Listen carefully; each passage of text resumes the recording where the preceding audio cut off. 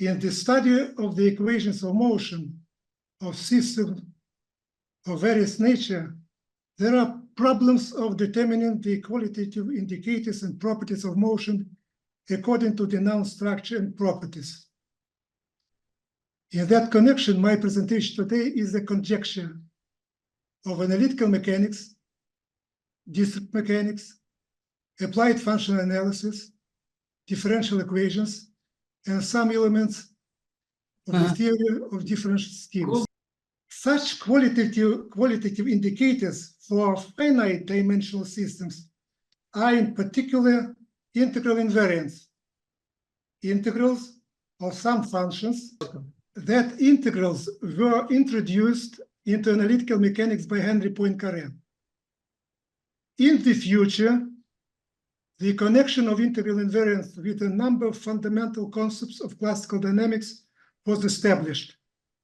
My goal today is a further development of some ideas of this field. Briefly, outline of my talk: variational principles, and especially Hamilton's principle, some elements of discrete mechanics, infinite dimensional analog of Birkhoff's equations and their discretization and integral invariance, and some illustrative examples. I hope it will be interesting for assistant people. The main purpose of this lecture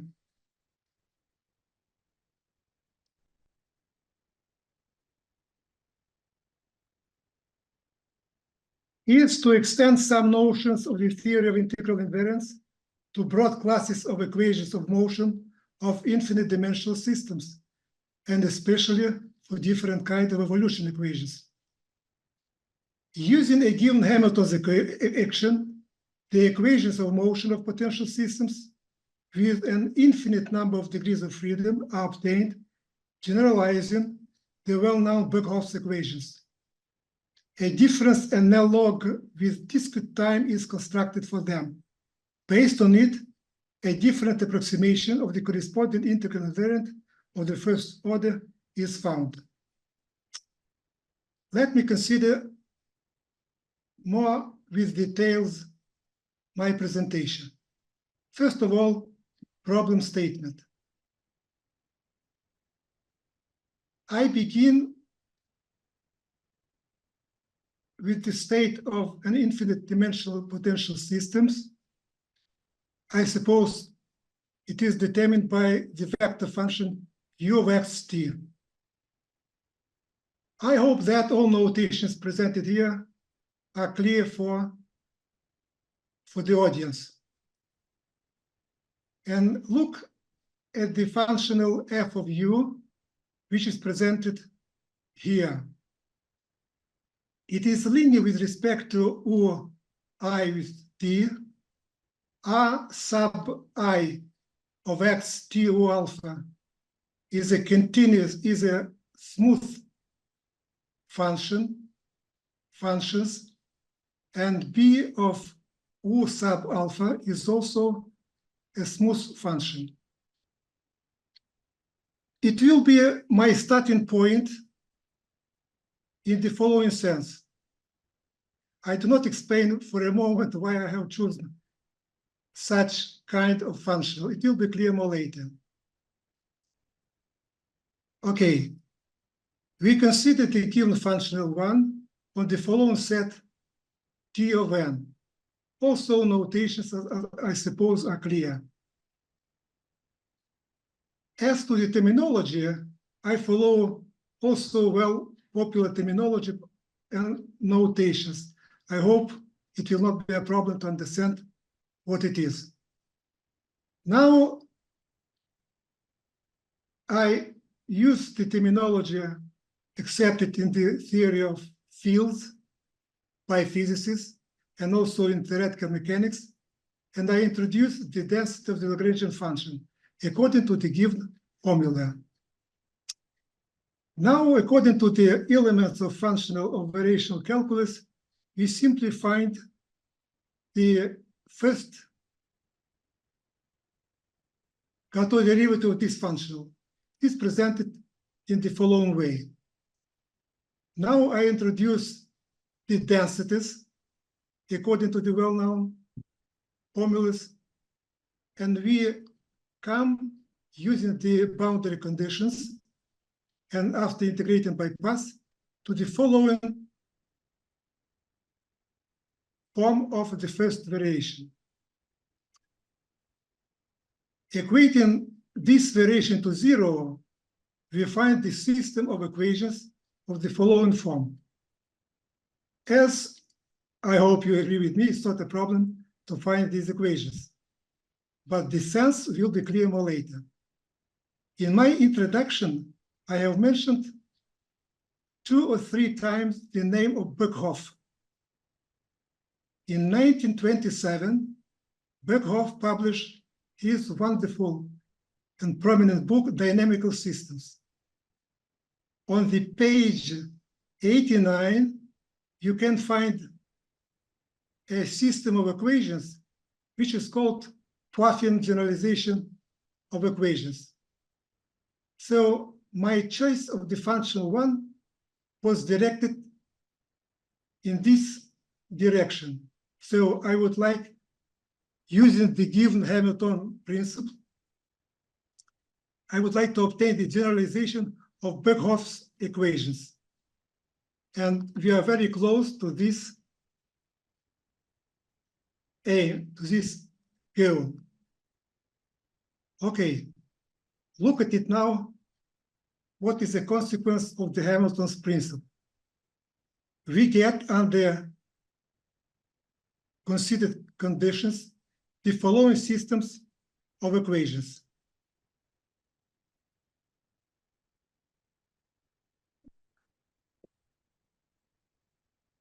Okay, look please at the expression in square brackets. For people interested in Hamiltonian operators, I would like to say you that the given system is potential when and only when the operator which is included in that square bracket is a Hamiltonian one. What does it mean? I will give more detail later. So I fix your attention that this system of equations is in general evolutionary. As a particular case, contain the following system of equations. This system was obtained, as I have said before, by Birkhoff. Is published in his famous book, Dynamical Systems. And many years ago, after that publication, American physicist Ruggero Maria Santilli recognized and discovered the significance, geometrical, analytical, and so on, of that system of equations. To be more exact, let us suppose that R sub I does not depend on T. And let us also suppose that the matrix generated by the expressions in round brackets is invertible.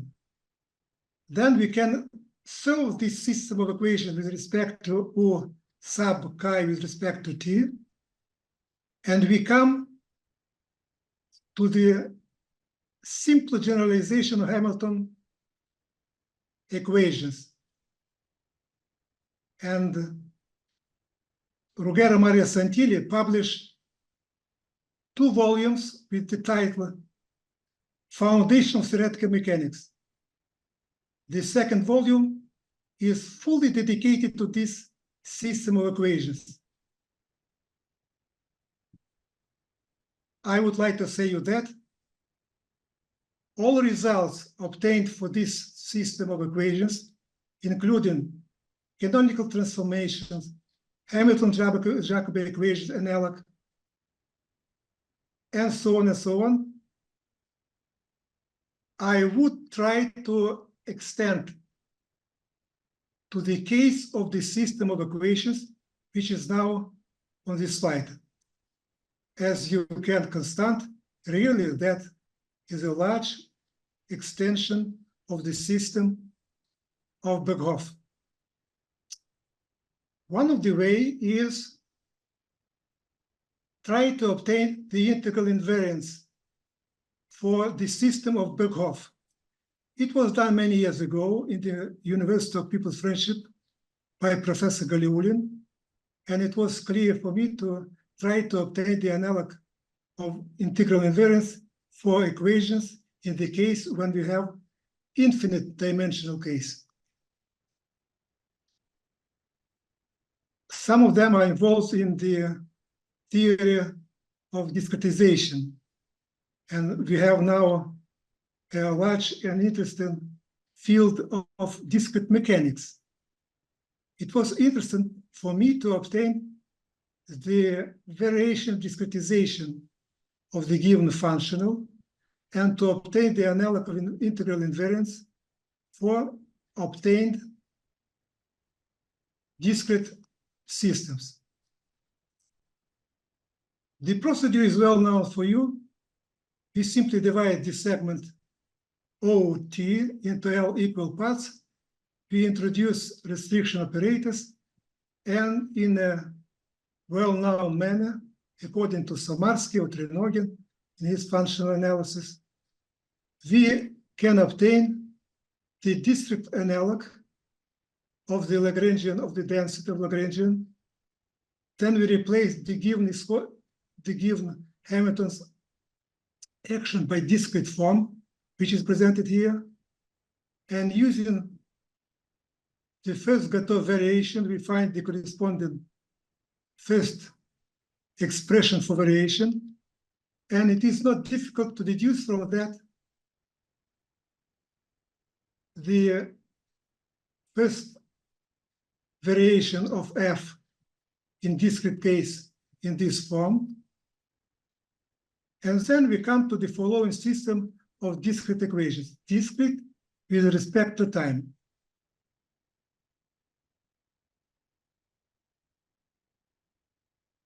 Look at it, what we have in that case. So starting from the Hamilton's principles, I have obtained first an analog of Birkhoff equations for a large system of evolutionary problems. Then using the corresponding Hamilton action, we have made the discretization and obtained the corresponding system of discrete with respect to time equations. So the formulation of the previous explanation can be briefly presented in the following way. Theorem 2, equations 11 are the time difference analog or analog of 6. Now, more detailed explanation of integral invariance and what I mean in that case. Let us consider the function u, which depends on x, t, and lambda, where lambda is from the given segment O1. We can consider that function as a function that define the curve. And we will assume that the U at the 0xt is equal to U at the 1xt for any xt from the indicated set. Let us introduce the following notation, which is also well clear and widely spread. Let's take an arbitrary segment T0, T1 from OT.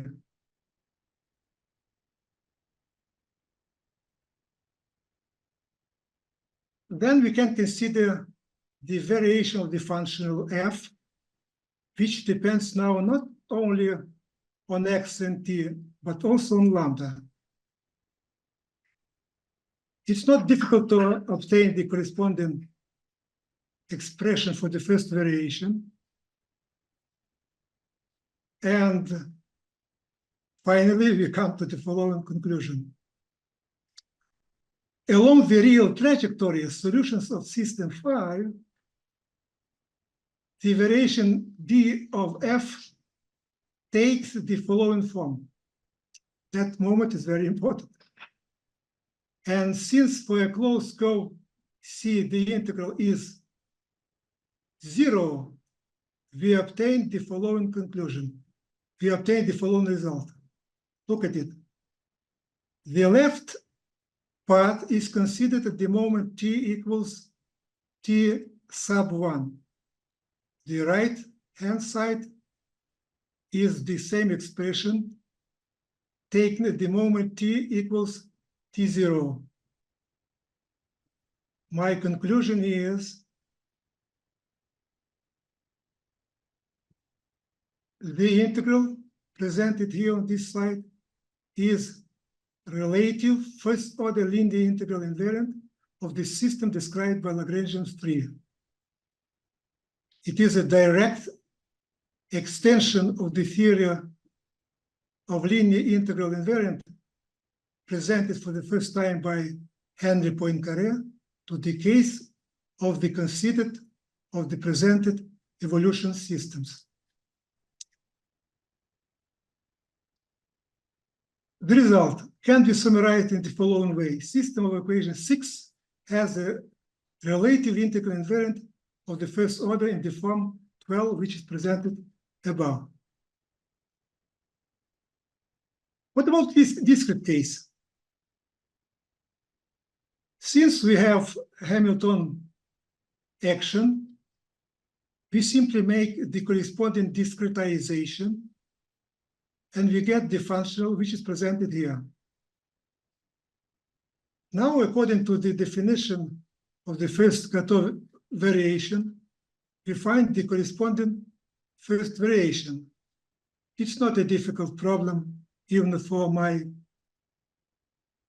PhD students in that field. And it is easy to find the corresponding first variation presented in the given in the form presented on that slide. And repeating the above reasoning, we obtain the following conclusion. The left-hand side of this equality is equal to the right-hand side, but that are taken in different moments. We conclude it is a discrete analog of first order or linear integral invariant.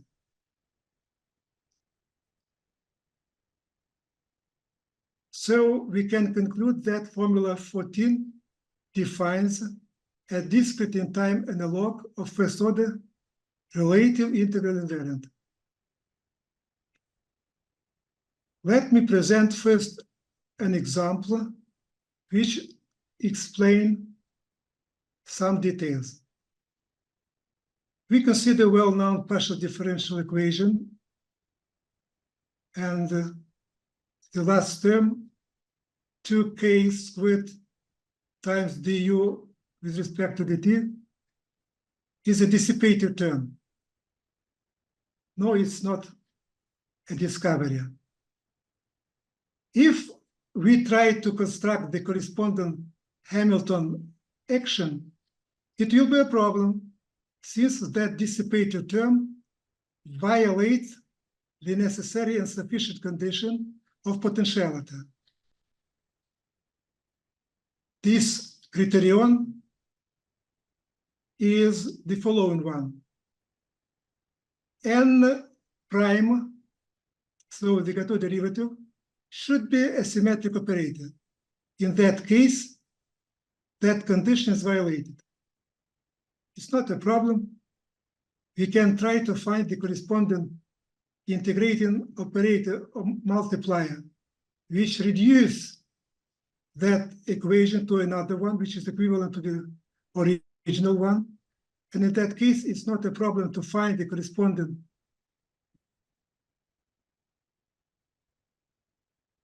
multiplier.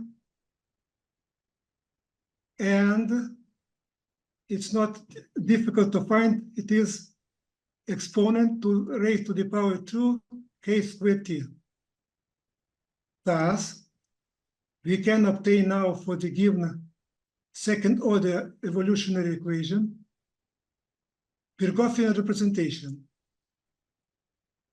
Since we have Birkhoffian representation, all results presented above integral invariants can be applied to that case. And with detailed description, the Birkhoffs functions have the indicated form. And now we can find the corresponding discrete form of the equations. And we can construct the in continuous case the integral invariant, and also in discrete case. Conclusion. Starting from a given Hamilton's action, we have obtained a generalized form of evolutionary equations, which can be considered as a direct generalization of Birkhoff's equations. From given Hamilton's action, it is easy to obtain the difference analog with discrete time of the obtained evolution equations.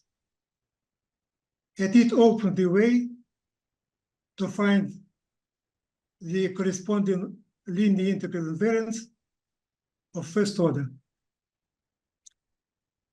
A few words about the literature which was useful for me for that work. Well-known book of Samarsky. Elements of theory of potential operators are presented in the reference 2 and 3. Kalilulin, Gafarov, Malaish, Kahvan. They were interested many years ago in the first results of Santilli in the field of generalization and analysis of Birkhoff's equations, and they have added new interesting results to that theory. Birkhoff, wonderful book. Never old. Never old. That book is on my table. Santilli, Foundation of Theoretical Mechanics. And the book of trinomial and functional analysis was very useful for the explanation for the transition from continuous to a discrete form of equations of motion. And now let me tell you something maybe new for results of various methods and results for a very simple problem with dissipation. Consider the following boundary value problem. It's very simple. Second order ordinary differential equation. There is a dissipation presented by the second term. So we can say this system does not allow the direct variation formulation, because the Gateau derivative of the n is not a symmetric operator. Okay. let us fix the first result. Problem does not allow direct variational formulation with respect to the bilinear form. It is very important to pay attention to what kind of bilinear form we consider this symmetry. The second proposition is very clear, it's very simple. You can say that the given problem has a variational factor, which is presented here. Okay, since we have a variational factor, we can replace the given system, I mean equation and conditions, by an equivalent one. And that equivalent problem allows the variational formulation with the following Hamilton action. It's very interesting because we have now the first Hamilton action, and later on I will present a second one, and the problem arises what we can do with that different Hamilton's actions. Be careful. Operator 17 is potential on Dn with respect to the convolution bilinear form. Look at it. The structure is very simple. You simply replace the argument in the second function by 1 minus t. A small invention, but the result is very interesting. The original problem can be formulated as a variational problem, but the functional now is considerably different. Look at the arguments for the presented integrand. When you take the first Gateau variation, you can get the give equations as it is presented in the origin. Thus, what I can now explain. We have very simple ordinary differential equation with dissipation. It is not potential in the strictest sense with respect to classical bilinear form.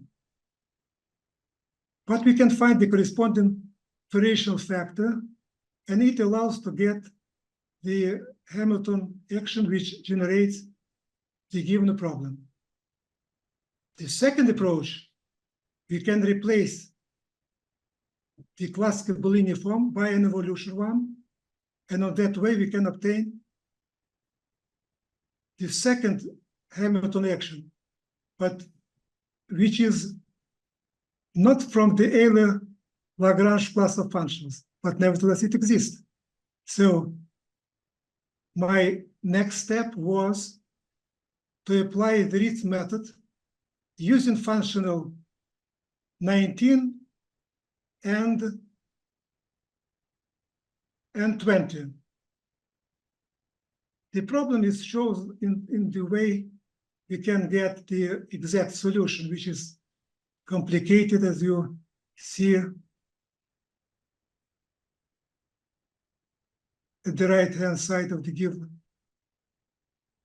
formula for U sub 0t.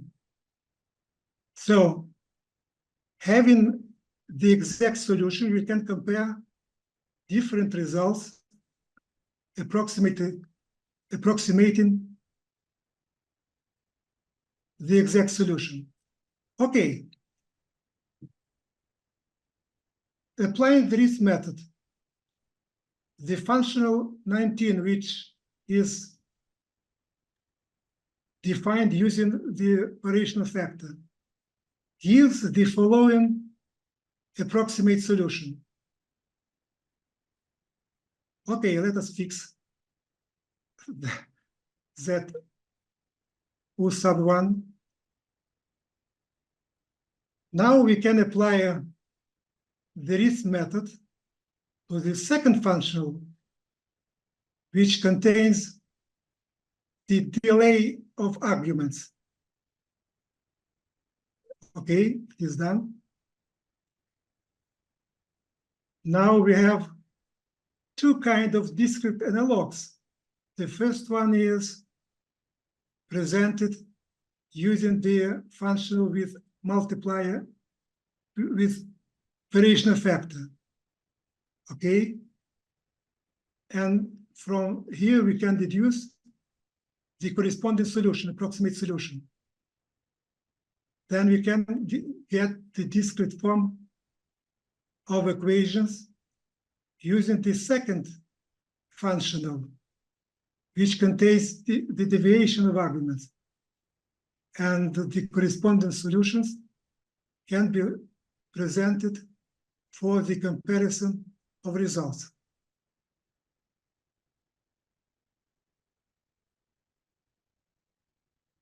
Okay, let's look at graph of solutions. Let me remind you that U sub 0 is the exact solution. U sub 1 is the approximate solution obtained by the Ritz method from the functional which contains the variation factor. And U sub 2 is the approximate solution obtained by the Ritz method on the base of the functional containing deviation of arguments, delay of arguments. It is easy to conclude that they are very, very close to each other. So it's not a big difference between the results obtained by the Ritz method using two different Hamilton's actions. What about discrete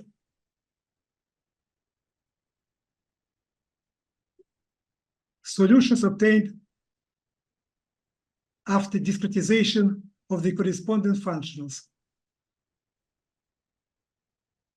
I remind you once again, U0 exact solution, U3 approximate solutions obtained after discretization of the functional f first, U sub 4 approximate solution obtained after discretization of the second functional, which contains delays, and U sub 5 is the solution obtained by Runge-Kutta method. Once again, when you look at the graphs presented here, we see they are very close to each other.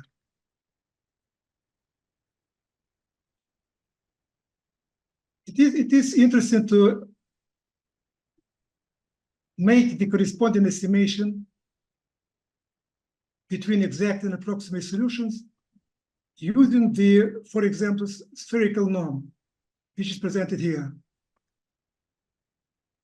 The corresponding calculations were made, and the results are presented on this slide. You can see